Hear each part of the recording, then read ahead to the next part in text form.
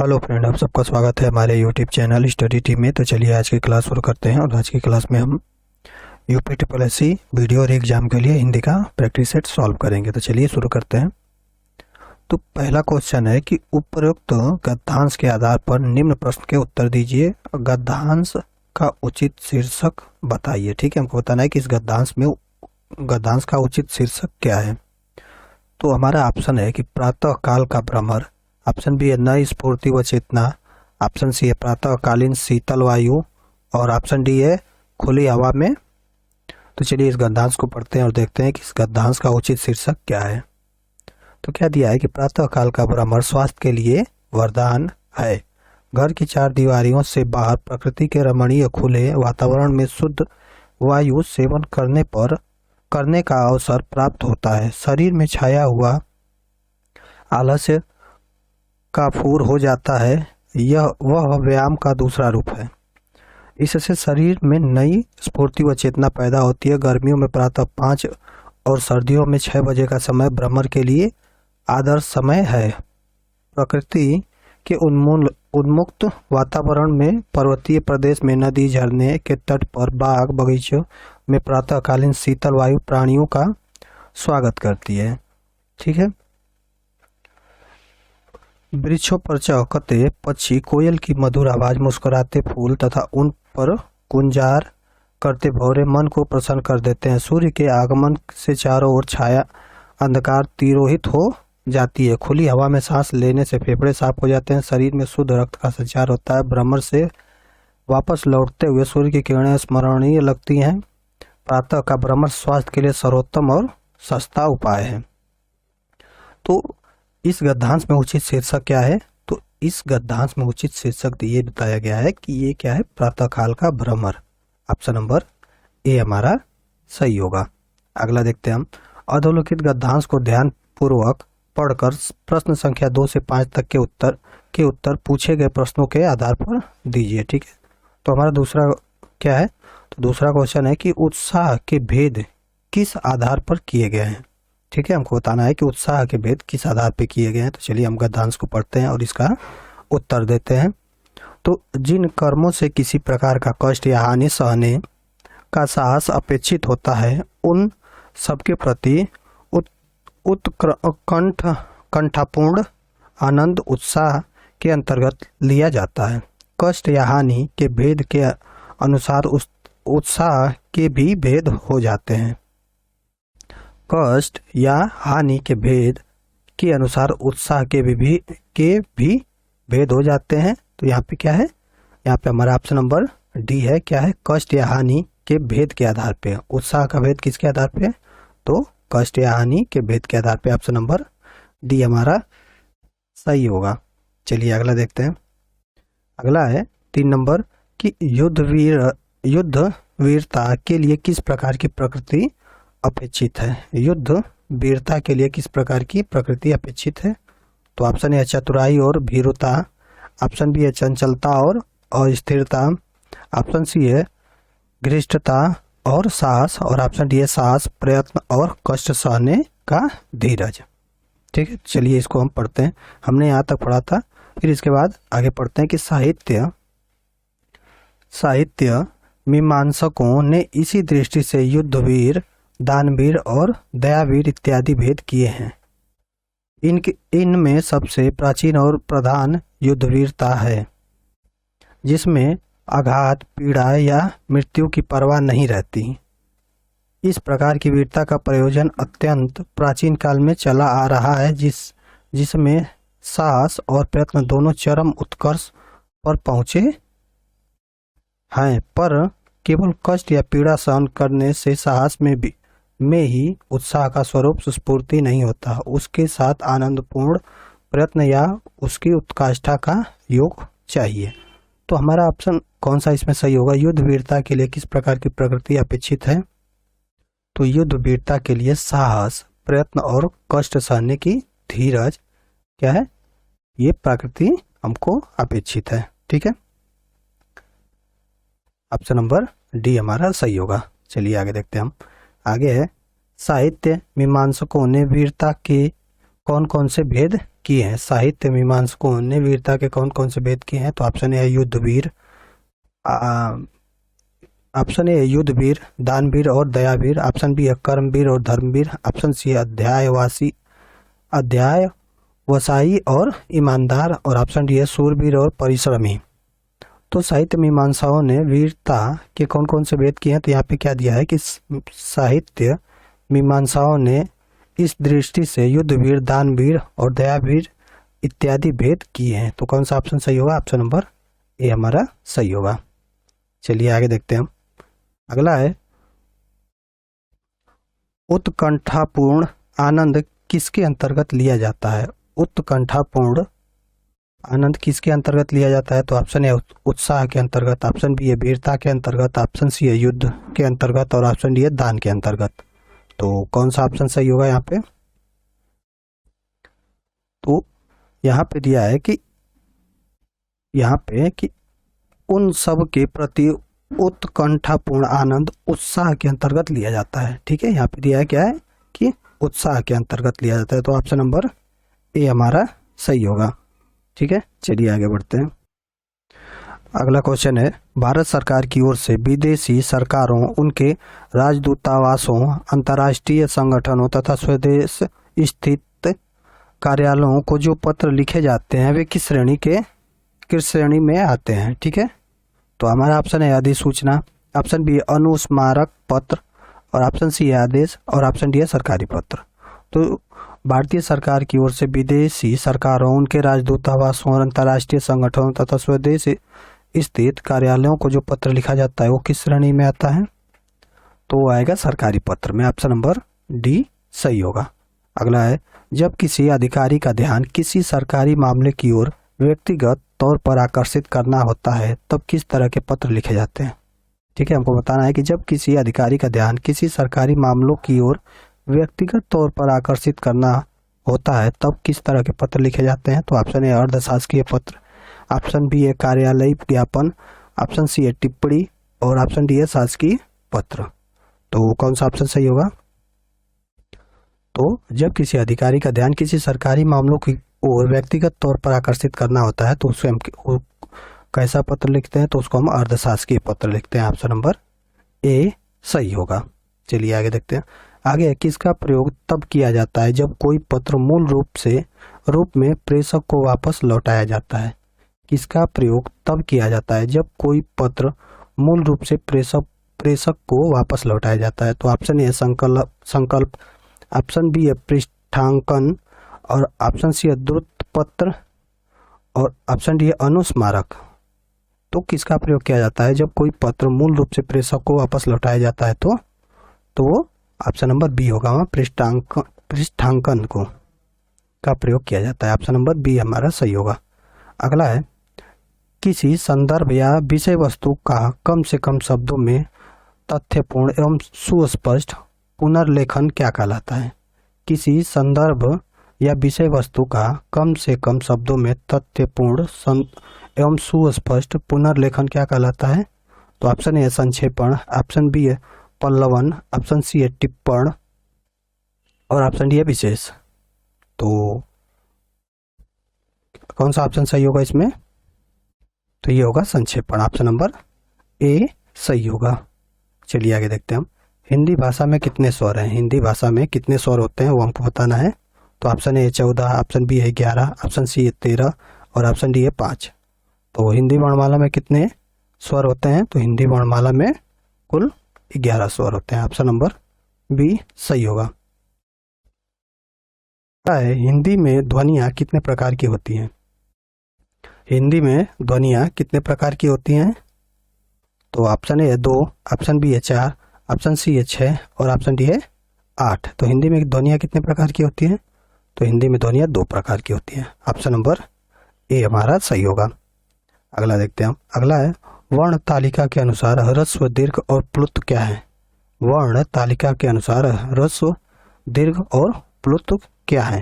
तो option A है स्वर, ऑप्शन बी है व्यंजन, ऑप्शन सी है मात्रा, और ऑप्शन डी है विसर्ग। तो वर्ण तालिका के अनुसार ह्रस्व, दीर्घ और प्लुत स्वर क्या है? ये सब स्वर हैं। ऑप्शन नंबर ए हमारा सही होगा। आगे देखते हैं हम। आगे निम्नलिखित में से पुल्लिंग शब्द कौन सा है। ठीक है, पुल्लिंग शब्द बताना है किसमें से पुल्लिंग शब्द कौन सा है। तो ऑप्शन ए है रचना, ऑप्शन बी है प्रार्थना, ऑप्शन सी है पत्र और ऑप्शन डी है आज्ञा। तो पुल्लिंग शब्द इसमें से कौन सा होगा। तो इसमें पुल्लिंग शब्द होगा ऑप्शन नंबर सी, पत्र क्या है पुल्लिंग शब्द है। ठीक है, बाकी रचना, प्रार्थना और आज्ञा ये सब स्त्रीलिंग है। आगे बढ़ते हैं। आगे निम्नलिखित विकल्पों में पुल्लिंग शब्द कौन सा है। ठीक है, फिर बताना है कि पुल्लिंग शब्द कौन सा है इसमें। तो ऑप्शन ए है राशि, ऑप्शन बी है कुर्सी, ऑप्शन सी है पक्षी और ऑप्शन डी है चील। तो पुल्लिंग शब्द कौन सा होगा इसमें। तो इसमें होगा ऑप्शन नंबर सी, पक्षी क्या है पुल्लिंग शब्द है। ठीक है, चलिए आगे देखते हैं हम। अगला है निम्नलिखित में कौन सा शब्द स्त्रीलिंग है। ठीक है, स्त्रीलिंग बताना है कि इसमें स्त्रीलिंग कौन है। तो ऑप्शन ए है विवाद, ऑप्शन बी है सार, ऑप्शन सी है रूप और ऑप्शन डी है आय। तो इसमें स्त्रीलिंग कौन सा होगा। तो इसमें क्या है कि आय क्या है स्त्रीलिंग है। ठीक है, आय स्त्रीलिंग है। चलिए आगे देखते हैं हम। आगे है कि निम्न में स्त्रीलिंग शब्द कौन सा है। ठीक है, फिर बताना है कि इसमें स्त्रीलिंग कौन सा है। तो ऑप्शन ए है दुख, ऑप्शन बी है गरिमा, ऑप्शन सी है लेख और ऑप्शन डी है स्पर्श। तो कौन सा इसमें स्त्रीलिंग होगा। तो इसमें होगा गरिमा क्या है स्त्रीलिंग है, ऑप्शन नंबर बी सही होगा। अगला है संधियां 3 प्रकार की होती हैं, निम्नलिखित में से कौन सा एक संधि का प्रकार नहीं है। ठीक है, हमको बताना है कि कौन इसमें संधि का एक प्रकार नहीं है। तो ऑप्शन ए है स्वर संधि, ऑप्शन बी है व्यंजन संधि, ऑप्शन सी है विसर्ग संधि और ऑप्शन डी है अनुस्वार संधि। तो संधियां कितने प्रकार की होती हैं। तो संधियां 3 प्रकार की होती हैं, कौन कौन सी। तो पहला विसर्ग संधि होता है, दूसरा व्यंजन संधि, तीसरा विसर्ग संधि और ये क्या है कि चौथा है जो अनुस्वार, ये कोई संधि नहीं होती। तो हमारा ऑप्शन नंबर डी सही होगा। ठीक है, चलिए आगे बढ़ते हैं। आगे उल्लंघन का सही संधि विच्छेद है, उल्लंघन का सही संधि विच्छेद बताना है कि क्या होगा। तो ऑप्शन ए उत प्लस लंघन, ऑप्शन बी है उत प्लस लंघन, ऑप्शन सी है उल प्लस लंघन और ऑप्शन डी है उ प्लस लंघन। तो उल्लंघन का सही संधि विच्छेद क्या होगा। तो ये होगा उत प्लस लंघन। ठीक है, कौन सा ऑप्शन, ऑप्शन नंबर बी सही होगा। आगे बढ़ते हैं। आगे निम्नलिखित शब्द में से स्वर संधि को पहचानिए। ठीक है, स्वर संधि हमको बताना है कि किसमें स्वर संधि है। तो ऑप्शन ए है विद्यालय, ऑप्शन बी है सदगति, ऑप्शन सी है दिग्दर्शन और ऑप्शन डी है सज्जन। तो इसमें स्वर संधि कौन सा होगा। तो इसमें स्वर संधि होगा विद्यालय, ऑप्शन नंबर ए। विद्यालय का संधि विच्छेद करेंगे तो क्या होगा विद्या धन आलय। ठीक है, चलिए आगे देखते हैं हम। आगे है पो धन अन्न किस स्वर संधि का उदाहरण है। पो धन अन्न किस स्वर संधि का उदाहरण है हमको बताना है। तो ऑप्शन ए है गुण, ऑप्शन बी है आदि, ऑप्शन सी है वृद्धि और ऑप्शन डी है यण। तो पो धन अन्न किस स्वर संधि का उदाहरण होगा।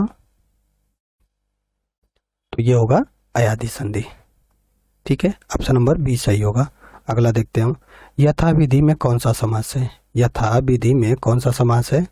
तो ऑप्शन ए कर्मधारय समास, ऑप्शन बी है अव्ययी भाव समास, ऑप्शन सी है द्विगु समास और ऑप्शन डी है तत्पुरुष समास। तो यथा विधि में कौन सा समास होगा। तो यथा विधि में अव्ययी भाव समास होगा, ऑप्शन नंबर बी सही होगा।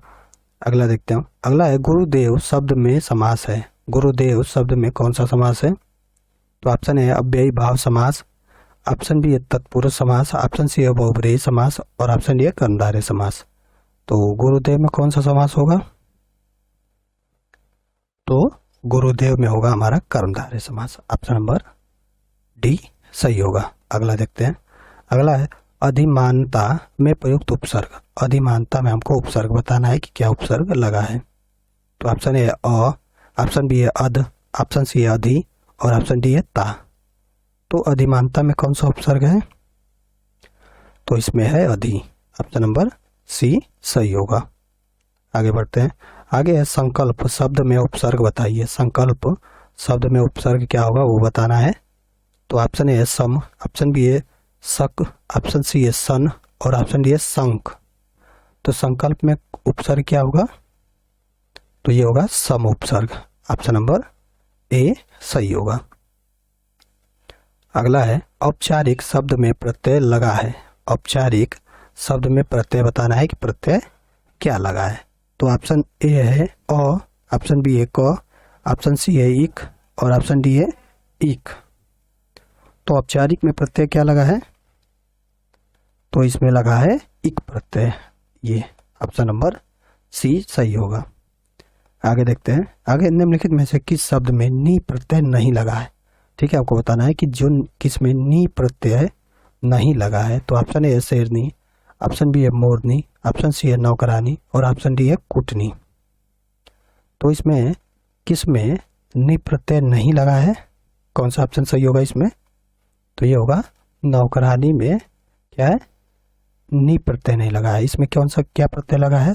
तो नौकरानी में आनी प्रत्यय लगा है।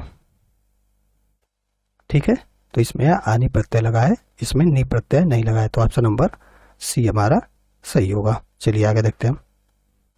आगे है निम्नलिखित में से कौन सा शब्द तत्सम नहीं है? ठीक है, हमको बताना है कि कौन तत्सम नहीं है। तो ऑप्शन ए है आंख, ऑप्शन बी है नयन, ऑप्शन सी है नेत्र और ऑप्शन डी है दृग्य। तो इसमें तत्सम कौन नहीं है? तो ये होगा ऑप्शन नंबर ए आंख। ठीक है, आंख क्या है? ये तत्सम नहीं है, ये तद्भव है। चलिए आगे देखते हैं। निम्नलिखित में से कौन सा शब्द तत्सम है? ठीक है, तत्सम बताना है कि कौन तत्सम है। तो ऑप्शन ए है अग्र, ऑप्शन बी है आग, ऑप्शन सी है आज और ऑप्शन डी है आंख। तो इसमें तत्सम कौन सा होगा? तो ये है अग्र, ऑप्शन नंबर ए। ठीक है, ये क्या है? ये तत्सम है। आगे बढ़ते हैं। आगे निम्न में विदेशी शब्द कौन सा है? ठीक है, विदेशी शब्द बताना है कि कौन विदेशी शब्द है। तो ऑप्शन ए है उष्ट, ऑप्शन बी है अमीर और ऑप्शन सी है प्रिय और ऑप्शन डी है भक्त। तो इसमें विदेशी शब्द कौन सा होगा? तो इसमें विदेशी शब्द होगा ऑप्शन नंबर बी अमीर। आगे बढ़ते हैं। आगे है राज्यपाल में कौन सी संज्ञा है? राज्यपाल में कौन सी संज्ञा है हमको बताना है। तो ऑप्शन ए है व्यक्तिवाचक, ऑप्शन बी है जातिवाचक, ऑप्शन सी है भाववाचक और ऑप्शन डी है समूहवाचक। तो राज्यपाल में कौन सी संज्ञा है? तो राज्यपाल में जातिवाचक संज्ञा है। ऑप्शन नंबर बी हमारा सही होगा। आगे बढ़ते हैं। इनमें से भाववाचक संज्ञा है। ठीक है, भाववाचक संज्ञा बताना है कि कौन भाववाचक संज्ञा है। तो ऑप्शन ए तप, ऑप्शन बी है तीर, ऑप्शन सी है भरत और ऑप्शन डी है चिंता। तो भाववाचक संज्ञा इसमें कौन होगा? तो ये चिंता क्या है? भाववाचक संज्ञा है। ठीक है, आगे बढ़ते हैं। आगे पुरुषवाचक सर्वनाम के कितने भेद होते हैं? पुरुषवाचक सर्वनाम के कितने भेद होते हैं? तो ऑप्शन ए 3, ऑप्शन बी है 2, ऑप्शन सी है 4 और ऑप्शन डी है 7। तो पुरुषवाचक सर्वनाम के कितने भेद होते हैं? तो पुरुषवाचक सर्वनाम के 3 भेद होते हैं। ऑप्शन नंबर ए सही हो। सर्वनाम के 3 भेद होते हैं, कौन कौन से? तो पहला होता है उत्तम पुरुषवाचक सर्वनाम, उत्तम पुरुषवाचक सर्वनाम। दूसरा है मध्यम पुरुषवाचक सर्वनाम, मध्यम पुरुषवाचक सर्वनाम। तीसरा है अन्य पुरुषवाचक सर्वनाम।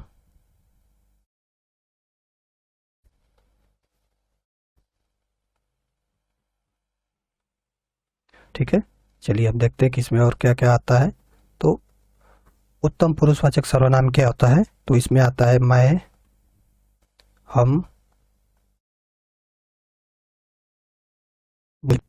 मध्यम पुरुषवाचक सर्वनाम में क्या आता है? तो इसमें तुम, तुम और आप। तुम और आप आता है।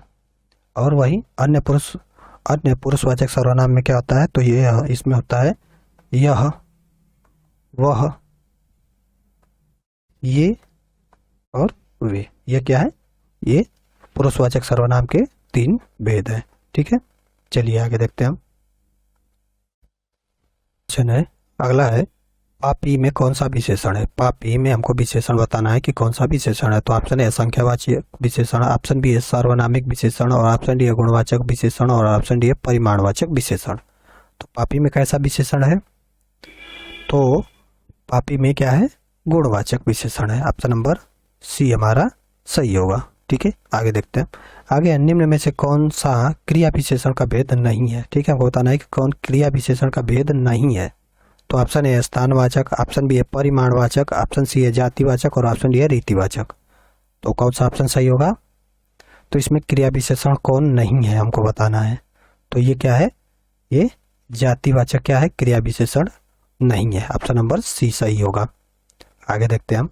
आगे मोह शब्द कौन सा विशेषण है? मोह शब्द कौन सा विशेषण है हमको बताना है। तो ऑप्शन ए परिमाणवाचक, ऑप्शन बी है सार्वनामिक, ऑप्शन सी है गुणवाचक, और ऑप्शन डी है संख्यावाचक। तो मोह कौन सा सब विशेषण है? तो मोह होगा हमारा गुणवाचक विशेषण। ऑप्शन नंबर सी सही होगा। आगे देखते हैं हम। आगे मीरा जोर से हंसी, यह वाक्य किस क्रिया का समुचित उदाहरण है? मीरा जोर से हंसी, यह वाक्य किस क्रिया का समुचित उदाहरण है हमको बताना है। तो ऑप्शन ए अकर्मक, ऑप्शन बी है प्रेरणार्थक, ऑप्शन सी है द्विकर्मक, और ऑप्शन डी है सकर्मक। तो मीरा जोर से हंसी, इसमें कौन सा क्रिया का कौन सा समुचित उदाहरण होगा? तो ये होगा अकर्मक क्रिया। ऑप्शन नंबर ए सही होगा। आगे देखते हैं हम। निम्न में से क्रिया विशेषण है। ठीक है, क्रिया विशेषण कौन सा है हमको बताना है। तो ऑप्शन ए अंधेरा, ऑप्शन बी है धीरे धीरे, ऑप्शन सी है चाल चलन, और ऑप्शन डी है सुंदर। तो इसमें क्रिया विशेषण कौन सा होगा? तो ये होगा धीरे धीरे। ऑप्शन नंबर बी हमारा सही होगा। आगे देखते हैं हम। उसके बिना तुम कुछ नहीं हो, वाक्य में संबंध बोधक शब्द कौन सा है? उसके बिना तुम कुछ नहीं हो, वाक्य में संबंध बोधक शब्द हमको बताना है। तो ऑप्शन ए है उनके, ऑप्शन बी है बिना, ऑप्शन सी है तुम, और ऑप्शन डी है कुछ। तो कौन सा ऑप्शन सही होगा? तो इसमें संबंधवाचक शब्द कौन सा होगा? संबंध बोधक शब्द, तो ये होगा बिना। ऑप्शन नंबर बी सही होगा। आगे देखते हैं हम। आगे कौन सा समुच्चय बोधक अव्यय नहीं है? ठीक है, हमको बताना है कौन समुच्चय बोधक अव्यय नहीं है। तो ऑप्शन ए है अर्थात, ऑप्शन बी है अतएव, ऑप्शन सी है अथवा, और ऑप्शन डी है आजन्म। तो कौन सा इसमें समुच्चय बोधक अव्यय नहीं है? तो वो है आजन्म। ऑप्शन नंबर बी हमारा सही होगा। आगे देखते हैं हम। आगे जिन अव्ययों का संबंध वाक्य से नहीं वक्ता के हर्ष शोक आदि भावों से होता है वे होते हैं। ठीक है, जिन अव्ययों का संबंध वाक्य से नहीं वक्ता के हर्ष शोक आदि भावों से होता है वे, ठीक है, वे अव्यय हमको बताना है कि वो कौन से अव्यय होते हैं। तो ऑप्शन ए विस्मयादि बोधक अव्यय, ऑप्शन बी है संबंध सूचक अव्यय, ऑप्शन सी है क्रिया विशेषण, और ऑप्शन डी है समुच्चय बोधक अव्यय। तो कौन सा ऑप्शन सही होगा? तो ये होगा विस्मयादि बोधक अव्यय। ऑप्शन नंबर ए हमारा सही होगा। ठीक है, चलिए आगे देखते हैं। कौन सा शब्द अनुपम का पर्यायवाची है? अनुपम का पर्यायवाची हमको बताना है कि कौन अनुपम का पर्यायवाची है। तो ऑप्शन ए है स्वर्गीय, ऑप्शन बी है लौकिक, ऑप्शन सी है पार्थिव, और ऑप्शन डी है अद्वितीय। तो अनुपम का पर्यायवाची क्या होगा? तो अनुपम का पर्यायवाची होगा ऑप्शन नंबर डी अद्वितीय। चलिए आगे देखते हैं हम। आगे गेय का पर्यायवाची बताइए। गेय का पर्यायवाची हमको बताना है कि गेय का पर्यायवाची क्या होगा। तो ऑप्शन ए है गिरी, ऑप्शन बी है गर्दभ, ऑप्शन सी है व्योम, और ऑप्शन डी है गाय। तो गेय का पर्यायवाची क्या होगा? तो गेय का पर्यायवाची होगा गिरी। ऑप्शन नंबर ए हमारा सही होगा। अगला क्वेश्चन है, यहाँ पे ये गलत टाइप हो गया है, ये प्रवृत्ति नहीं होगा, यहाँ पे होगा आचार। आचार का विलोम बताना है कि आचार का विलोम क्या होगा। तो ऑप्शन ए अनाचार, ऑप्शन बी है अनाचार, ऑप्शन सी है अत्याचार, और ऑप्शन डी है विचार। तो आचार का विलोम क्या होगा? तो आचार का विलोम होगा ऑप्शन नंबर ए अनाचार। ठीक है, आचार का विलोम क्या होगा? तो अनाचार होगा। ठीक है, चलिए आगे देखते हैं। यहाँ पे भी गलत हो गया, ये आचार नहीं होगा, यहाँ पे होगा प्रवृत्ति।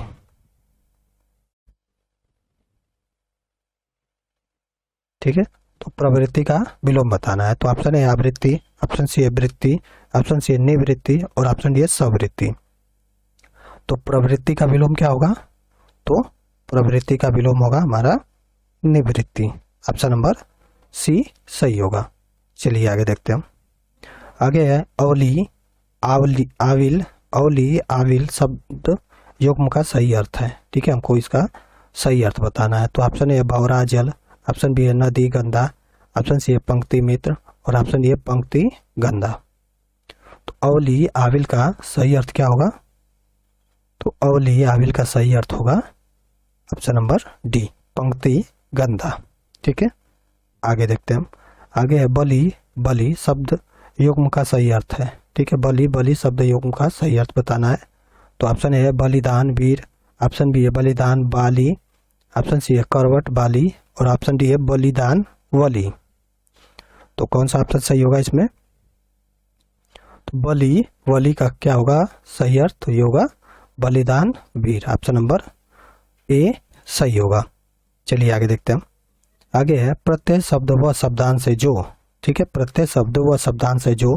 तो ऑप्शन ए किसी शब्द के बाद में जुड़ता है, ऑप्शन बी है किसी शब्द के मध्य में जुड़ता है, ऑप्शन सी है किसी शब्द के आगे जुड़ता है और ऑप्शन डी है शब्द में कहीं भी जुड़ सकता है। तो प्रत्यय क्या होता है कि प्रत्यय किसी शब्द के बाद में जुड़ता है। ठीक है, तो ये कौन सा ऑप्शन सही होगा? ऑप्शन नंबर ए सही होगा। चलिए आगे देखते हैं। आगे कौन सा शब्द शुद्ध है? ठीक है, हम बताना है कि कौन इसमें वर्तनीय रूप से शुद्ध है। तो अंताक्षरी कैसे शुद्ध लिखा जाता है? तो ये हमारा अंत्याक्षरी लिखा जाता है। ठीक है, तो कौन सा ऑप्शन सही होगा? तो ये होगा ऑप्शन नंबर बी सही होगा। चलिए आगे देखते हैं। आगे निम्न में से शुद्ध शब्द बताइए। ठीक है, शुद्ध बताना है कि कौन इसमें शुद्ध लिखा गया है। तो सब में पूजनीय लिखा है, तो पूजनीय वर्तनीय रूप से शुद्ध कैसे लिखा जाता है? तो ये होता है पूज्य, पूजनीय होता है। तो कौन सा ऑप्शन सही होगा इसका? तो ये होगा ऑप्शन नंबर सी सही होगा। ठीक है, तो चलिए आज की इस वीडियो में इतना ही। अगर आपको वीडियो अच्छी लगी हो तो प्लीज़ लाइक और सब्सक्राइब जरूर करें।